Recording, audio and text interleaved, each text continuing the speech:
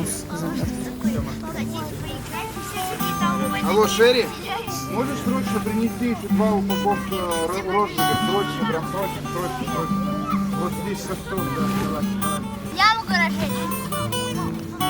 Бумага, давай решим. Дальше бокс, дальше движись. Разжигать? Да.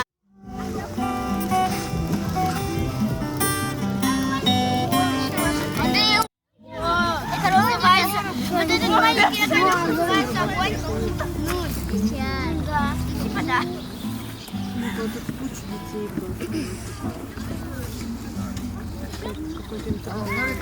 Юр, смотри.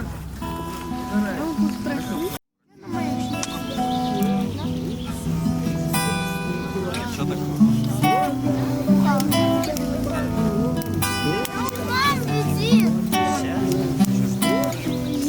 Лиза как скромно села. Ножки вставила. Раз, два, три. Так, друзья, всем добрый вечер, здравствуйте. Ну, я думаю, надо начинать, потому что у нас знают. Все песни свои споют. Какие песни учили, не учили в школе, на уроках музыки, либо на уроках физкультуры. Физре учат музыку. На физре тоже возможно. Давайте все вместе петь. Лиза, по секрету. От Катюши передай привет, и Борису ногами погонишь.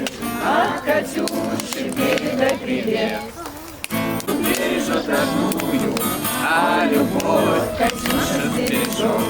Пусть он землю бережет родную, а любовь Катюша сбережет. Ждут, когда же уже это случится. Поэтому мы сейчас встаем. Перед сосисками нужно еще немножко потрястись, как бы, да. И перед маршмелками.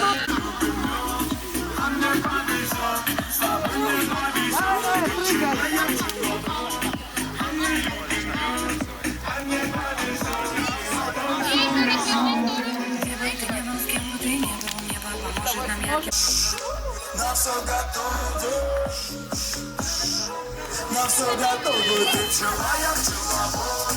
А мы любим мед, а мне повезет. С тобой мне повезет, ты пчела, я пчеловод.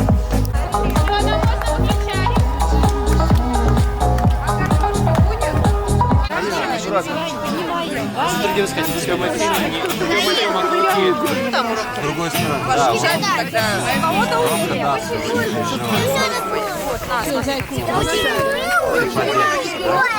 Сильно не обжарим. Где-то больно цепляем.